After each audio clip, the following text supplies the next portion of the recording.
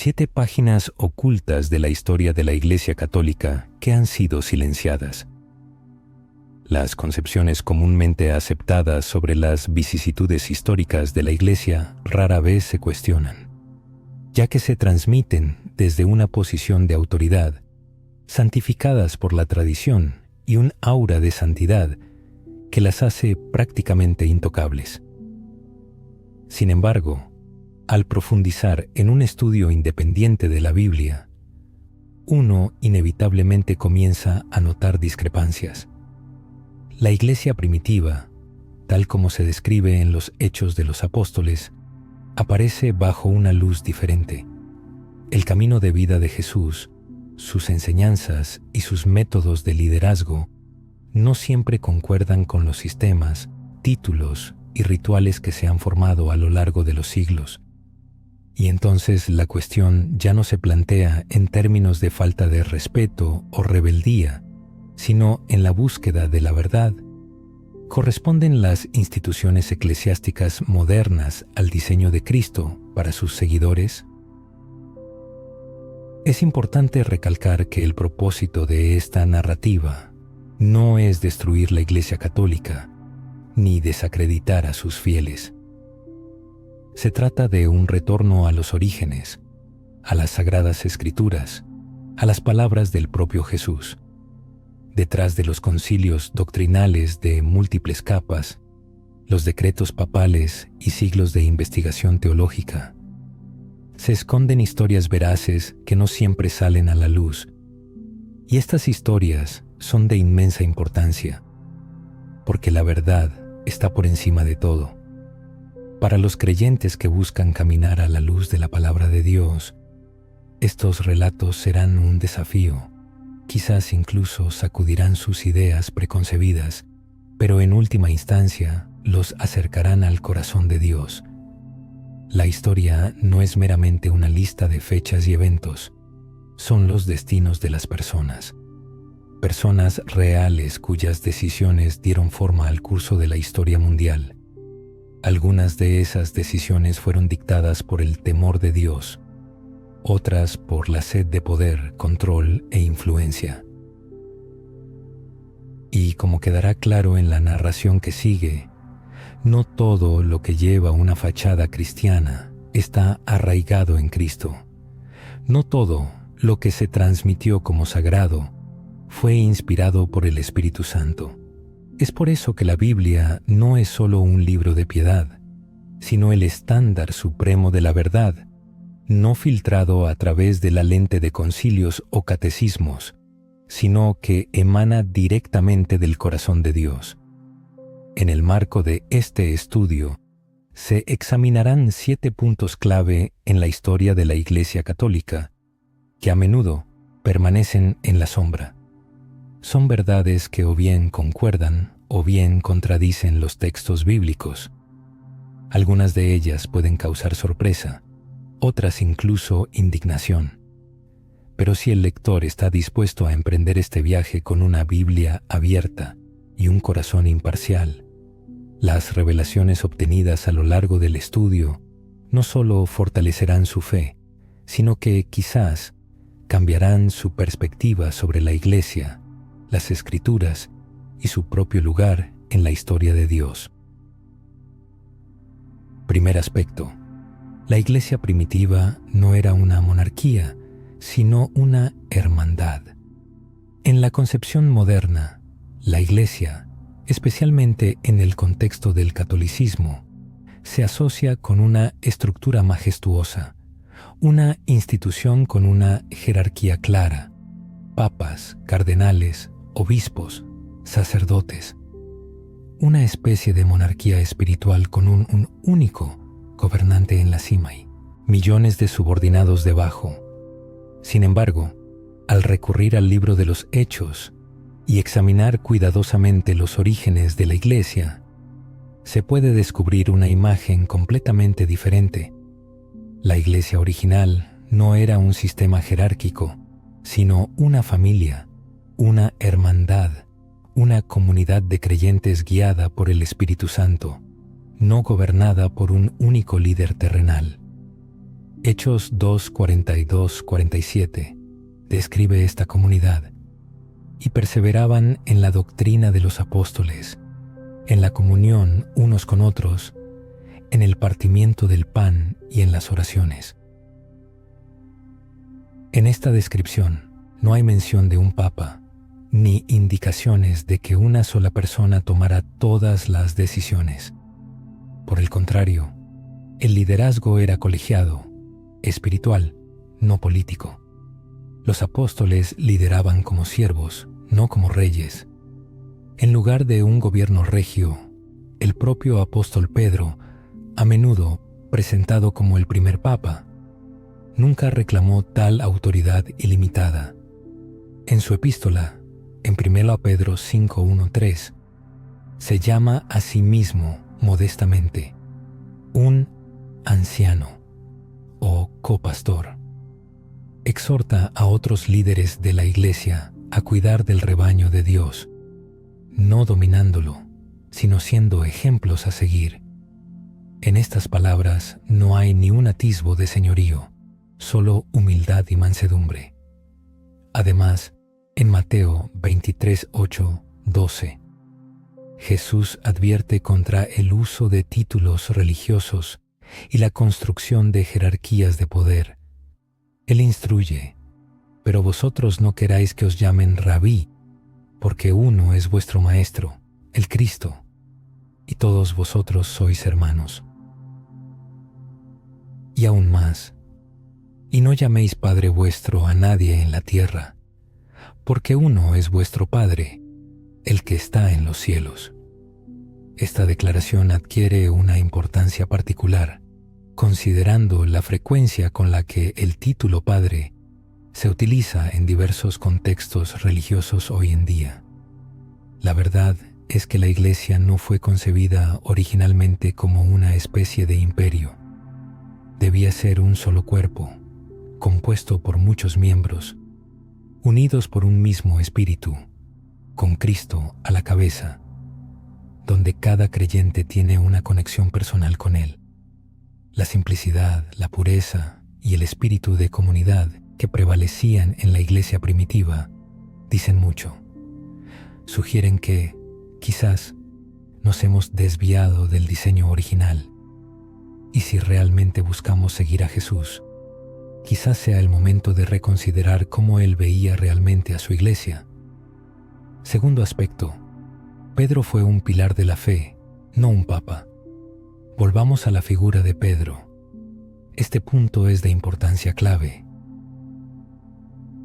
Toda la estructura de poder en la Iglesia Católica se basa en la creencia de que Pedro fue el primer papa, poseyendo un estatus especial y elevado como líder supremo de la Iglesia en la tierra. ¿Pero esto concuerda con la narrativa bíblica? En Mateo 16:18, Jesús le dice a Pedro: «Tú eres Pedro, y sobre esta roca edificaré mi iglesia». Durante siglos, este versículo ha sido interpretado como una indicación de que el propio Pedro es esa roca. Sin embargo, al examinarlo con más atención, la palabra que Jesús usa para referirse a Pedro es Petros, que significa piedra pequeña o guijarro. Pero cuando dice sobre esta roca, la palabra cambia a Petra, que implica una roca grande o fundamento. Esta diferencia lingüística, aunque sutil, es muy significativa. Muchos biblistas creen que la roca de la que hablaba Jesús no era el propio Pedro, sino la confesión que Pedro acababa de hacer, que Jesús es el Cristo, el Hijo del Dios viviente. Es esta verdad, y no un hombre, el fundamento de la Iglesia, el Mesías. En Gálatas 2, Pablo relata un incidente en el que tuvo que reprender públicamente a Pedro. ¿La razón? Pedro estaba actuando hipócritamente, evitando la comunión con los creyentes gentiles por temor a la crítica. Pablo no dudó, lo confrontó audazmente cara a cara. Este episodio dice mucho. ¿Acaso un papa considerado el vicario de Dios en la tierra ¿Podría ser corregido públicamente por otro apóstol? ¿Y acaso las Sagradas Escrituras habrían conservado este momento sin mencionar la supremacía de Pedro? Pedro, sin duda, fue un líder, un pilar de la Iglesia, pero seguía siendo un hombre, propenso a errores y necesitado de corrección. Nunca pretendió tener autoridad papal, no gobernó a los demás apóstoles ni se puso por encima de ellos. Es más, en Hechos 15, durante el Concilio de Jerusalén, fue Santiago, y no Pedro, quien tomó la decisión final sobre una importante cuestión doctrinal. Esto sería impensable si Pedro hubiera sido realmente el Papa. Y no hay que olvidar 1 Corintios 3:11, donde Pablo declara: «Porque nadie puede poner otro fundamento que el que está puesto, el cual es Jesucristo». Esto es sumamente claro. Cristo es la roca, la piedra angular, y cada creyente, incluyendo a Pedro, está edificado sobre él. Cuando vemos a Pedro en toda su esencia humana, con su fervor, a veces su imprudencia, pero su inquebrantable devoción a Jesús, nos damos cuenta de que Dios es capaz de usar a las personas más comunes para lograr propósitos extraordinarios. Sin embargo, esto no debe llevarnos a exaltarlos más allá de la medida establecida por las Escrituras. Todo honor, poder y gloria pertenecen exclusivamente a Cristo. Tercer aspecto. El auge de los rituales eclipsa la gracia.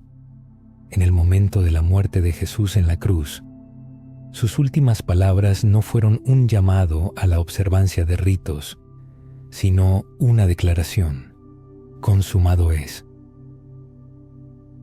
Esto marcó no solo el fin de su sufrimiento terrenal, sino también el cumplimiento de la ley, la completa expiación de los pecados y la apertura de la puerta a la gracia, que se derrama libremente sobre cada creyente. Los primeros cristianos entendieron y vivieron profundamente esta verdad. Su fe era pura, viva y basada en una relación personal con Dios, no en una estricta observancia de reglas. Sin embargo, con el tiempo, esta simplicidad dio paso gradualmente a un complejo sistema de rituales y sacramentos. Es importante destacar, un ritual en sí mismo no es algo reprensible. El bautismo, la comunión, la oración, son hermosas expresiones bíblicas de fe. Pero cuando la observancia formal de los ritos comienza a prevalecer sobre la fe sincera que los sustenta, se pierde algo vital. Esto es precisamente lo que comenzó a ocurrir a medida que la Iglesia crecía en estructura e influencia. Tomemos, por ejemplo, la Cena del Señor. En los tiempos del Nuevo Testamento, era una comida compartida dedicada a la memoria de Cristo, una oportunidad para que los creyentes se reunieran y recordaran el cuerpo y la sangre de Jesús. Era un tiempo de comunión íntima y unidad espiritual. Sin embargo, siglos después, esto se transformó en la doctrina de la transubstanciación, según la cual el pan y el vino se convierten literalmente en el cuerpo y la sangre de Cristo. Además, para realizar este sacramento, ahora se requería un sacerdote ordenado. De este modo, el acceso a Dios se hizo posible no solo a través de Cristo, sino también a través de un sistema específico. O consideremos el sacramento de la confesión. La Biblia nos exhorta a confesarnos nuestros pecados unos a otros, Santiago 5:16, y a acercarnos confiadamente a Dios a través de la sangre de Jesús, Hebreos 4:16. Pero con el tiempo, la confesión se convirtió en un sacramento, un requisito obligatorio, un ritual donde el sacerdote actúa como mediador. Sin embargo, las Escrituras dicen claramente que hay un solo mediador entre Dios y los hombres, Jesucristo hombre, Mento Timoteo 2:5. No un sacerdote, no un sistema, sino solo Jesús. Hebreos 10:14 lo confirma, afirmando que, con una sola ofrenda, hizo perfectos para siempre a los santificados. Una sola ofrenda, no muchas, no sacrificios repetidos en cada misa. Jesús lo completó plenamente, de una vez por todas. ¿Por qué complicamos lo que ya es perfecto? ¿Por qué volvemos a las sombras cuando tenemos la verdadera luz? El ritual puede ser significativo, pero nunca debe reemplazar la realidad de la gracia. Los primeros cristianos lo entendieron. Se reunían no en torno a ceremonias, sino en torno a Cristo. Quizás deberíamos volver a esa fe. Cuarto aspecto, el papel de María, venerada o reinterpretada. Sin duda, María, la Madre de Jesús, fue una mujer de fe, coraje y humildad excepcionales, elegida por Dios para un propósito sagrado.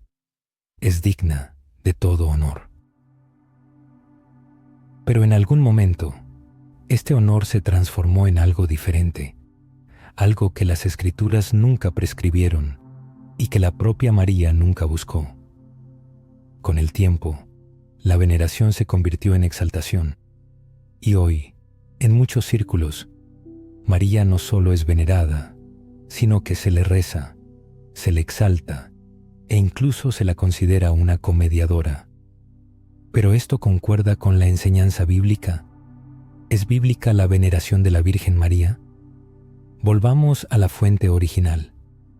En el Evangelio de Lucas 1:46-55, la Virgen María eleva un cántico de alabanza, llamándose a sí misma sierva del Señor y exaltando a Dios como su Salvador. Ya aquí se ve que ella era consciente de su necesidad de gracia, al igual que cualquier otra persona. No era inmaculada ni divina, sino simplemente fiel, pero aún así mortal. En el Evangelio de Juan 2, en las bodas de Caná, María le pide a Jesús que ayude cuando se acaba el vino, a lo que él responde: ¿Qué tienes conmigo, mujer? Aún no ha llegado mi hora. Esto no es una muestra de falta de respeto, sino más bien una indicación de límites. Incluso María tuvo que soltar el control y confiar en la voluntad de su Hijo. Después de este momento, ella no desempeña un papel significativo en su ministerio. La última mención clara de María se encuentra en Hechos de los Apóstoles 1:14, donde se la menciona entre los creyentes que oraban juntos, sin un estatus especial. Sin embargo, en la tradición católica, María es elevada a Reina del Cielo, Madre de Dios e incluso Corredentora. Se le ofrecen oraciones como intercesora, a veces incluso con más frecuencia que al propio Cristo. Se besan estatuas, se recitan oraciones y se usan rosarios. Pero ¿dónde están los fundamentos para esto en la Biblia? ¿Dónde nos enseñan los apóstoles a orar a María? ¿Dónde nos indica Jesús que nos dirijamos a ella? El propio Jesús nos dio el ejemplo, diciendo: cuando oréis, decid, Padre nuestro. Lucas 11:2. Nuestro acceso a Dios es directo, redimido por la sangre de Cristo y sellado por el Espíritu Santo.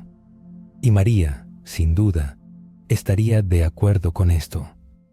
Si pudiéramos preguntarle hoy, ella no se señalaría a sí misma, sino a su Hijo, repitiendo sus palabras de Juan 2:5, «Haced todo lo que Él os diga».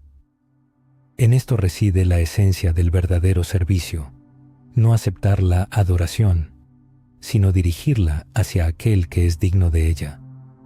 El legado de María es hermoso, pero no debe eclipsar el Evangelio, sino solo realzarlo. Ella llevó al Salvador, lo crió y luego lo siguió. Esta es su historia, y eso es más que suficiente. La salvación, obras o fe, Esta es, quizás, la pregunta más importante: ¿cómo se obtiene la salvación?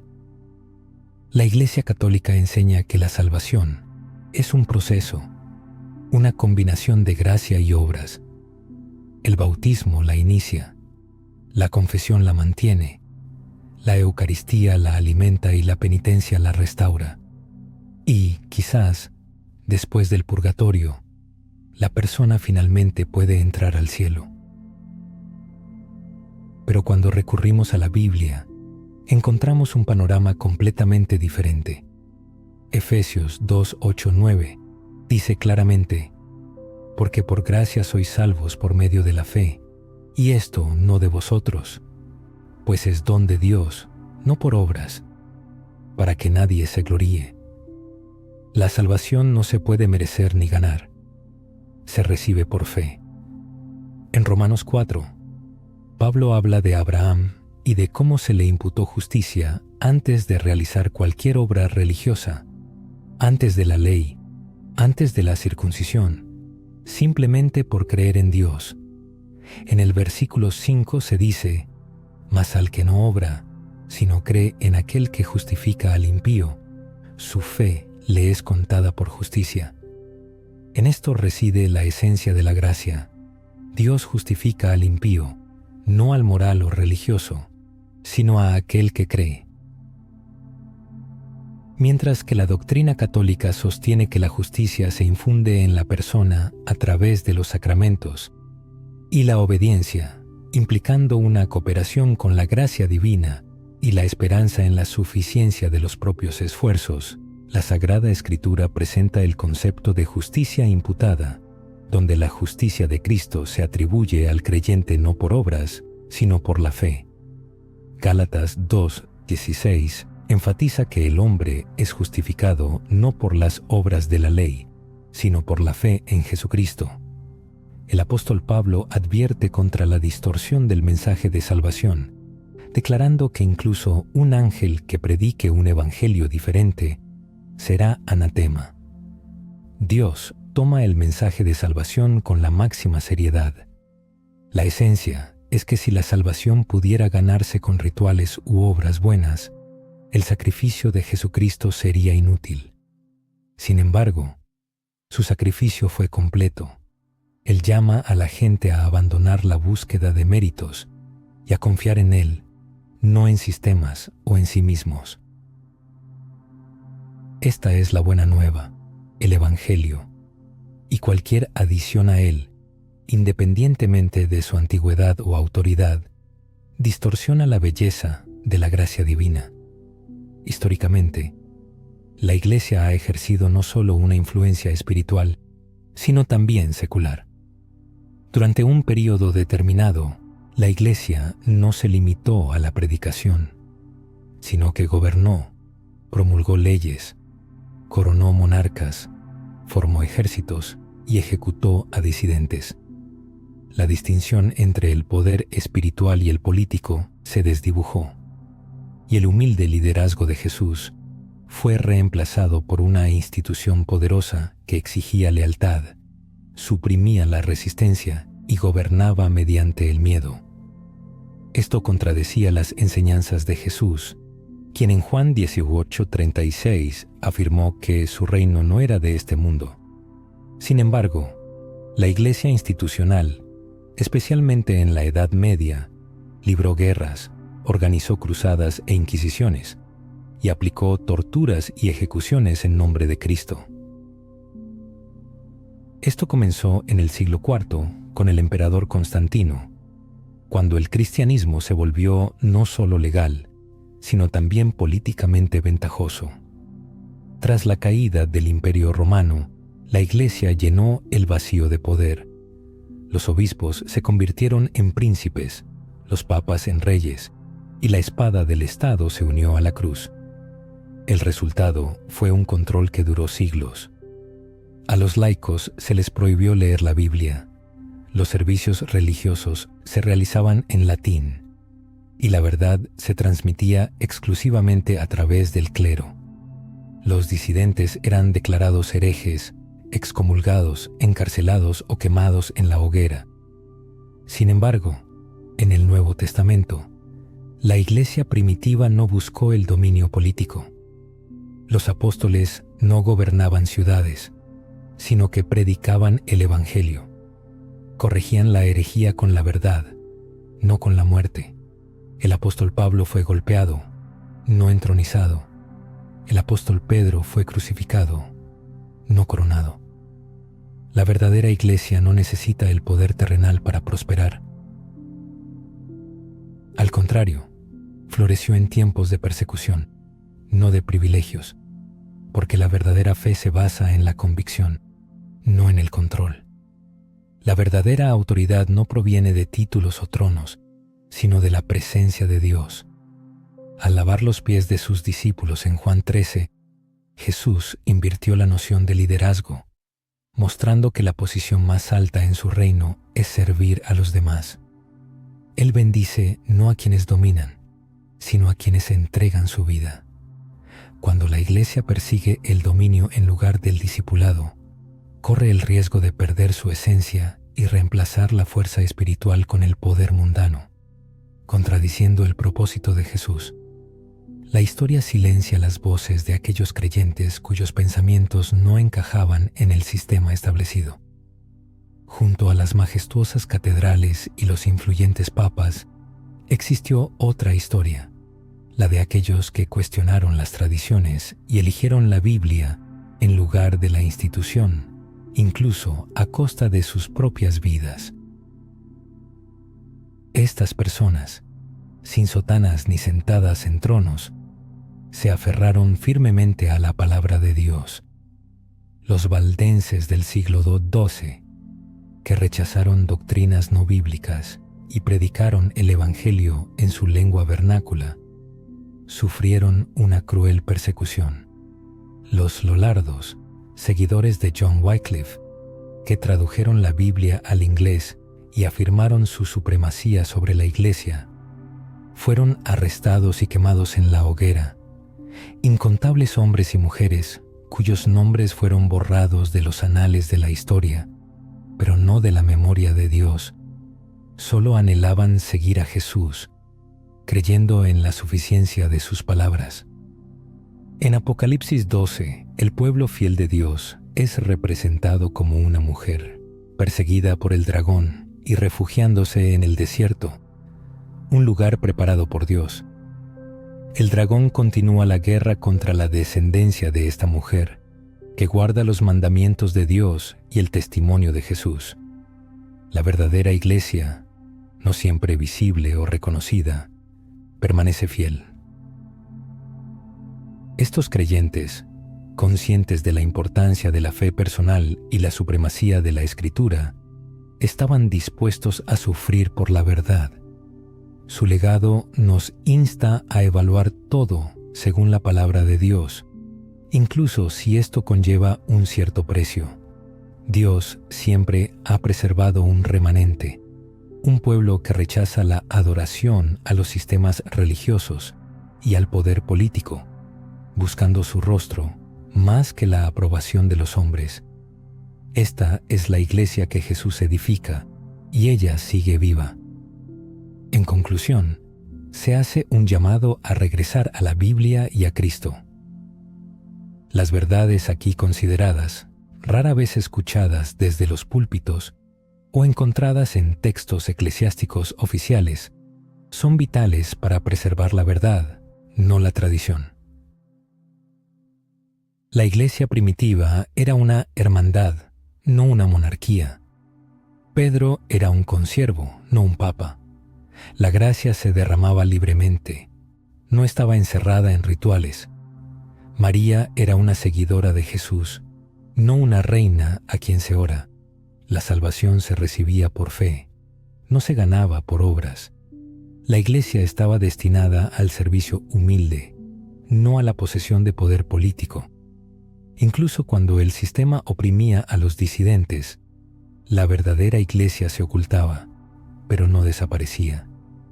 Es posible que experiencias previas y convicciones arraigadas hayan formado puntos de vista diferentes, y algunas de las ideas presentadas aquí puedan parecer novedosas o incluso causar incomodidad.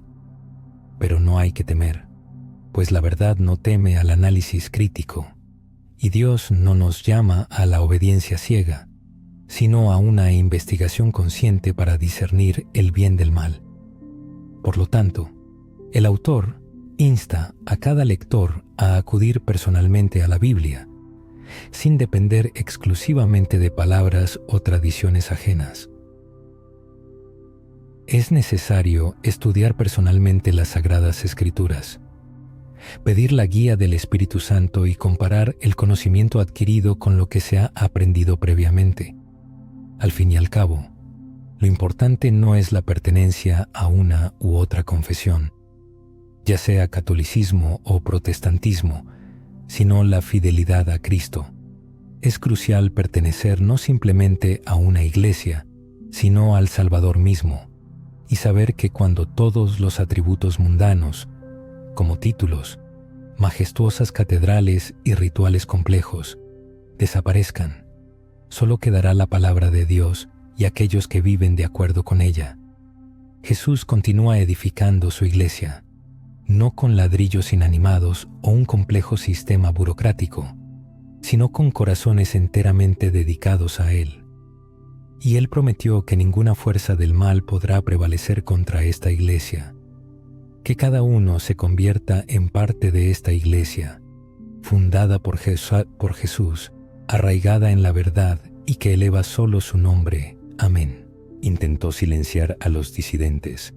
La verdadera iglesia siguió existiendo, aunque en la clandestinidad. En conclusión, se hace un llamado a regresar a la Biblia, a Cristo, a los orígenes de la fe cristiana. Quizás el camino de vida de una persona se haya forjado en condiciones donde otros principios parecían inquebrantables. Es muy probable que algunos aspectos del material presentado suenen novedosos y a veces incluso provoquen resistencia interna. Y esta es una reacción absolutamente natural. La verdad no teme al escrutinio ni al análisis crítico. El Todopoderoso no exige obediencia ciega. Al contrario, Él nos llama a una investigación minuciosa, a la capacidad de discernir el bien del mal, a la habilidad de desechar lo falso. En esto reside el llamado a la acción. No se debe confiar ciegamente en las palabras del autor ni aceptar sin crítica las tradiciones establecidas. Es necesario tomar las Sagradas Escrituras y sumergirse en su estudio de forma independiente. Se debe orar al Espíritu Santo para que guíe en el camino hacia la verdad. Es importante comparar los conocimientos adquiridos con lo que se enseñó anteriormente y contrastarlo con las palabras auténticas de Jesucristo. Porque, en última instancia, lo importante no es la pertenencia a una u otra confesión, católica o protestante. Lo principal es permanecer fiel a las propias convicciones. La esencia radica en la devoción a Cristo, y no simplemente a una organización eclesiástica.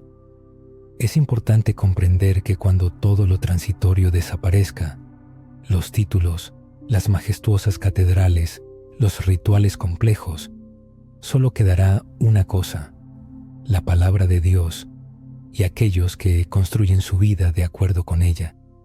Jesucristo continúa edificando su iglesia, pero no con ladrillos inanimados o estructuras burocráticas, sino con corazones completamente dedicados a Él. Y Él prometió que las puertas del Hades no prevalecerán contra esta iglesia. Así pues, seamos parte de esta iglesia, la que fue fundada por Jesús, la que está arraigada en la verdad,